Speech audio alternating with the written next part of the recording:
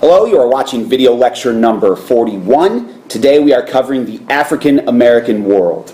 Our different sections today are going to include Evangelical Black Protestantism, Forging Families and Creating Culture, Negotiating Rights, and finally the Free Black Population. So, slaves developed a life and a culture of their own in the slave quarters away from the purview of their masters and overseers. Tragically, of course, that life was easily disrupted by the actions of the slaveholders. Slave marriages, while not legally sanctioned, were almost universally acknowledged to exist. The families resulting from these unions afforded slave parents a semblance of normality in everyday life. However, family units were always in danger of being broken up through sales. The demands of the plantation labor system also placed some mothers and their children in situations of extreme jeopardy. Although defenders of slavery frequently pointed to its advantages over alternative forms of what they called wage slavery, they could not afford to be sanguine. Organized slave insurrections of the sort initiated by Nat Turner were few in number, but instances of individual resistance were commonplace. Even masters who routinely ordered the whipping of one or more slaves, at least per day, as John Thompson observed of George Thomas, knew that some slaves were off limits when it came to meddling. These slaves were not alone in refusing to be subdued by cruelty. The circumstances involved in Solomon Northrop's resistance were different, but he had a common humanity, as all slaves did, in the face of inhumane treatment. So let's take a closer look at this section, the African American world, starting with our first section, Evangelical Black Protestantism. The emergence of a black form of evangelical Christianity exemplified the synthesis of African and European culture that composed a new African American culture. Evangelical Protestantism came to the South in the late 18th century with the Second Great Awakening and the conversion of thousands of whites and blacks.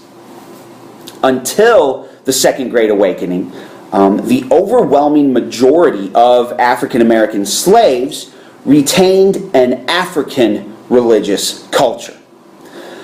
Many assimilated blacks crusaded for Protestantism, and after being traded to the Deep South, they spread evangelical Christianity to the slaves that were there.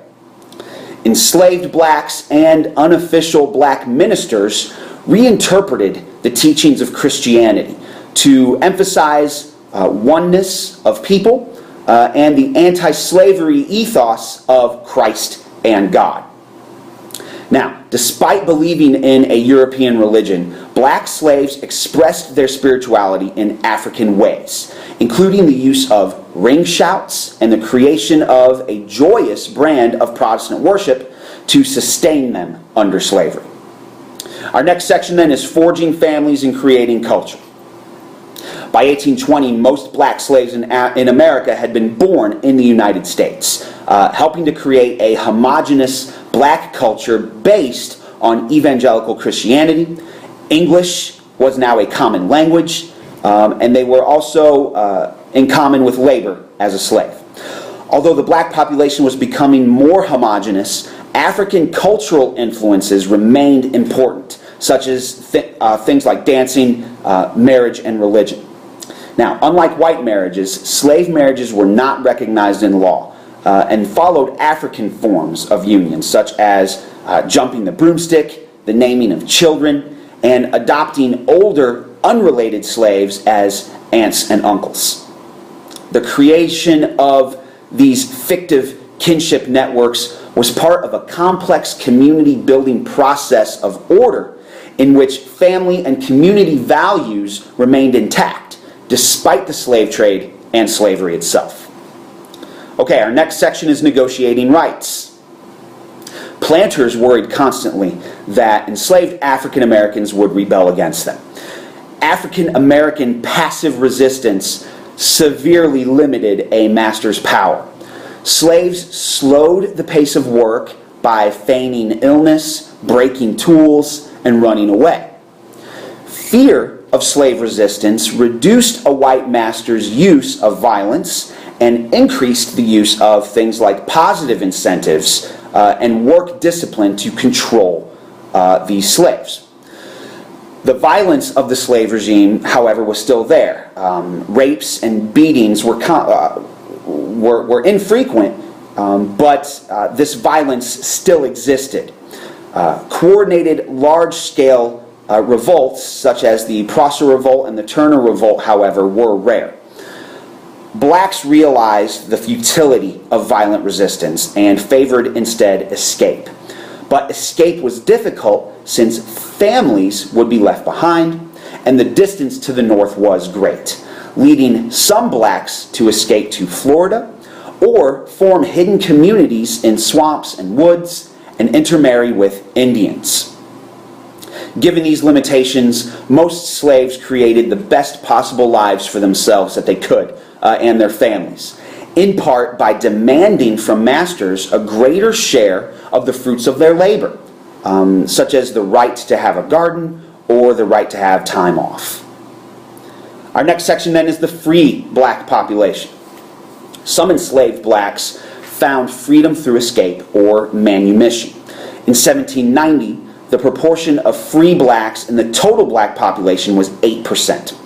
Between 1820 and 1840, it became 13%, and then dropped to 11% by 1860 because of Southern white restrictions on black avenues to freedom. Half of all free blacks lived in the North. Most of them were Southern refugees. A minority were the offspring of families that had been free for generations. Now, even in the North, few free blacks enjoyed a truly free existence. Most whites viewed blacks as socially inferior, economic competitors, and thus confined them to low-paying menial work. In rural areas, they were farm laborers.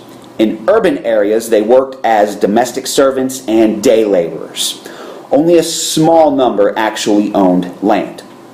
And only a few states now allowed free black men to vote or attend public schools or even to sit next to white people in churches.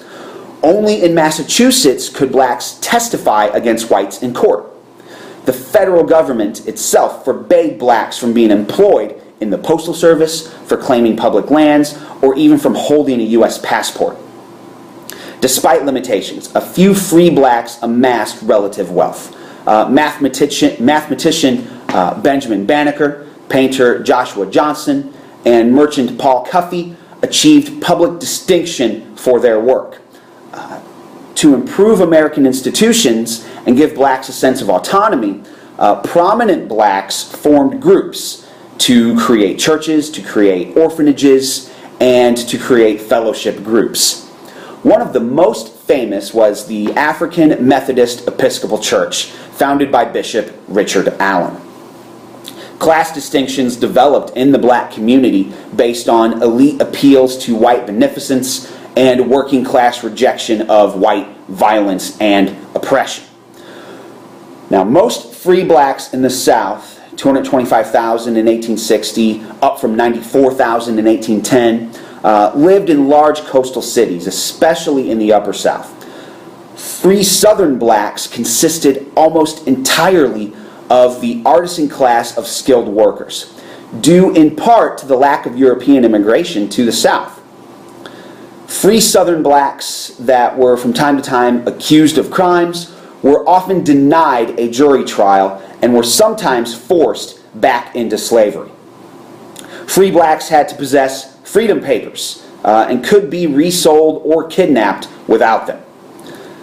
Some wealthy, free Southern blacks distanced themselves from working class free blacks and identified more with the planter aristocracy, even owning slaves themselves.